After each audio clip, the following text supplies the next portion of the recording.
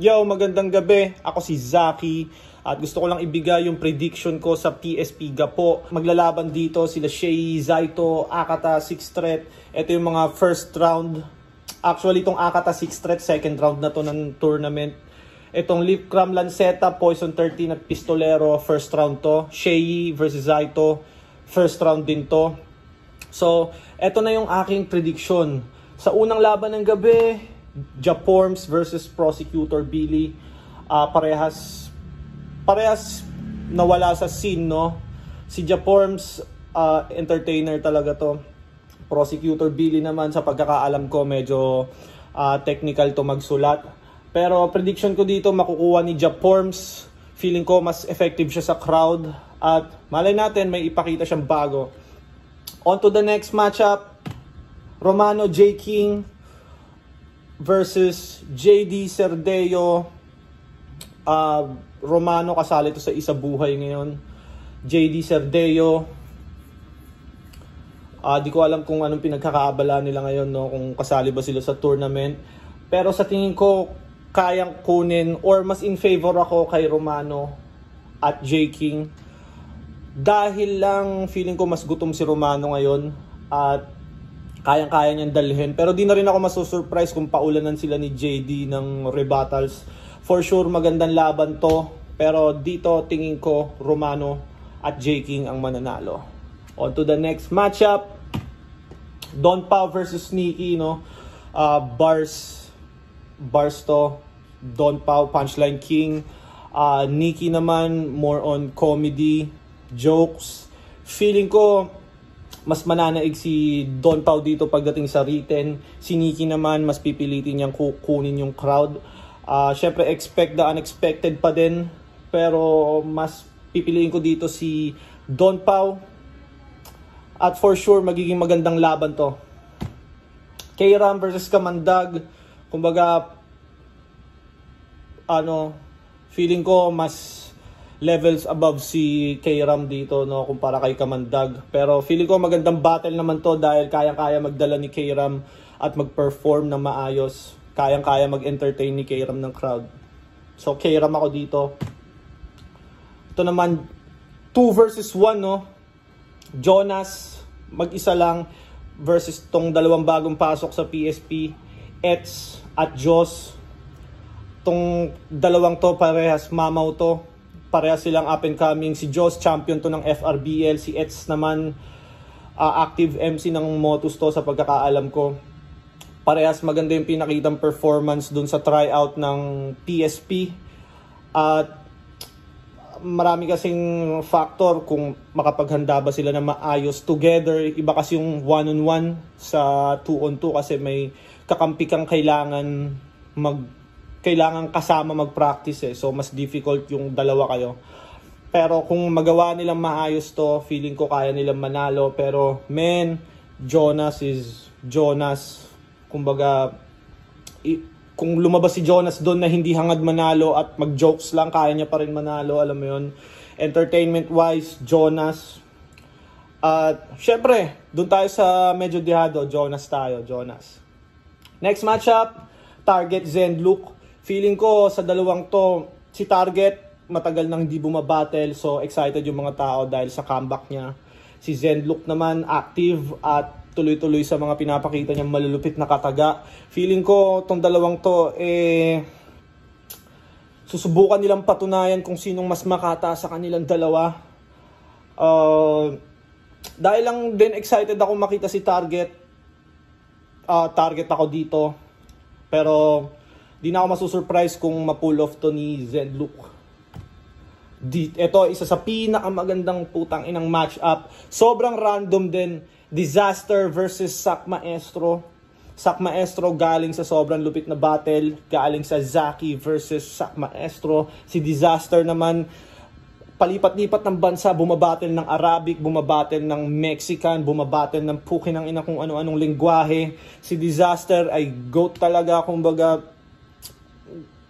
mamaw.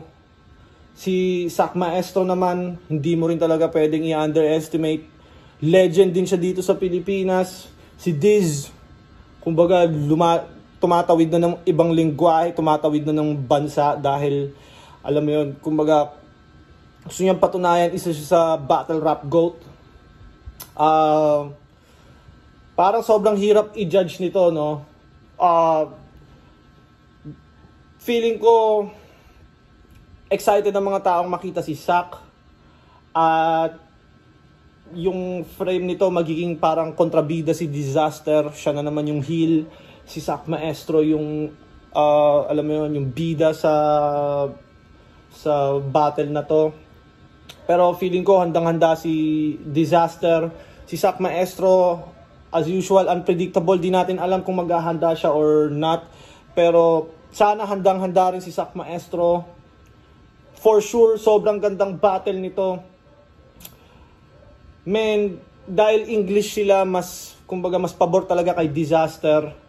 Kumbaga na kay Disaster talaga yung favor nito. Hindi na ako magtataka kung makuha ni Disaster.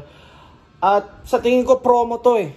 Feeling ko sino bang eligible na judge doon para i-judge to. Kung meron, sana ma-judge nila ng maayos. Para sa akin mahirap i-judge to kung kumbaga mga hindi naman talaga Englishero yung magja-judge. So feeling ko promo to. Feeling ko magandang battle to for sure. Isa sa pinakamagandang battle ng gabi. Yun. Feeling ko Disaster to syempre. Pero for sure isa sa pinaka-solid na laban to ng gabi. At skip na tayo sa main card. Ito na yung mga tournament. Ito na yung pinaka-inaabangan sa event na to. Lanceta versus Lipcram. May backstory na to. Tinalo ni Lipcram noon si Lance nung quarantine. Si Lanceta short notice. Nag-substitute lang siya kay Invictus. So parang 2 week ata or 10 days preparation. Yun yung reason nila. Feeling ko naman sa style ni Lanceta ngayon, mas upgraded siya, mas nag-simplify at mas na-merge niya yung pag-holorime niya sa mas madali siyang maintindihan. May rebuttals, may mga pre-med siya. Mas, para sa akin, mas lumakas si Lanceta ngayon. Magmamatter din talaga dito yung crowd. Siyempre sa Olonga po yan. For sure, pabor sila kay Lance. Dapat, 'di ba? Kasi kung hindi mo susuportahan yung hometown MC nyo, why not? Pero di mo pwedeng i-underestimate si Lipcram. Kung naalala nyo yung laban niya kay GL, lahat ng crowd kay GL, pero si Lipcram no fucks given, back. Para sa akin talaga either way to. Bibigay ko lang ng konting slight edge kay Lance dahil home court advantage. Ang MC kasi pag nahihiyawan ng crowd, alam mo yun, mas lalong napupunta sa flow state. Kaya mas nakakapag-perform sila ng malupit. Plus, kung handang-handa pa siya, maganda talaga may papakita niya. So, bigyan ko ng slight advantage si Lanceta sa laban na to. Next matchup, ito Poison versus Pistol. Si Poison ata natalo na sa Isa Buhay tournament laban kay EJ Power sa Cebu. Yon, Pistolero galing sa talo kay J Black. Maganda pa rin naman performance niya doon, talagang na outperform lang siya ni J Black. Nakuha ni J Black yung puso ng tao. At sa battle na to, parehas tong magbayaw, so medyo limited, feeling ko limited yung aggression nila sa isa't isa. Hindi sila masyadong alam mo yung personals. So feeling ko mas kailangan nilang pagganahin yung creativity nila dito ng hindi lumalagpas sa mga boundary ng isa't isa bilang magbayaw. Pero feeling ko Pistolero to, dahil si Pistolero ay kumbaga galing siyang talo at feeling ko bilang champion hahangarin mo talaga makabawi, bibigay mo yung best mo. Si Poison din naman, kumbaga kaya niya rin naman ma-pull off to. Pero sa tingin ko, Pistolero to. Next matchup, Akata versus Sixth Threat. Sixth Threat, sobrang ganda ng pinakita versus K-Ram. Akata naman, ang first round niya ay si Padang. Padang ang first round niya, Akata. Come on, man. Gets ko naman na medyo entertainment si Akata. Pero yeah, easy yung round 1 ni Akata sa totoo lang. 6th threat naman, hindi ko naman masasabing easy opponent si K-Ram, pero mas difficult yung kalaban niya. Although mas favor talaga sa kanya yung crowd dun sa Cebu. Ngayon dito naman wala, feeling ko hindi ganun ka-favorite si 6th threat dito dahil nga Olonga po to. Pero nag-champion na sa Manila si 6th threat. Magaling tong battle MC. Tignan natin kung kaya niyang ma-overwhelm or ma-outperform si Akata. Si Akata feeling ko todong-todo rin to. Hindi rin to basta-basta magpapatalo. Either way to, 6th threat pagdating sa sulatan, Akata pagdating sa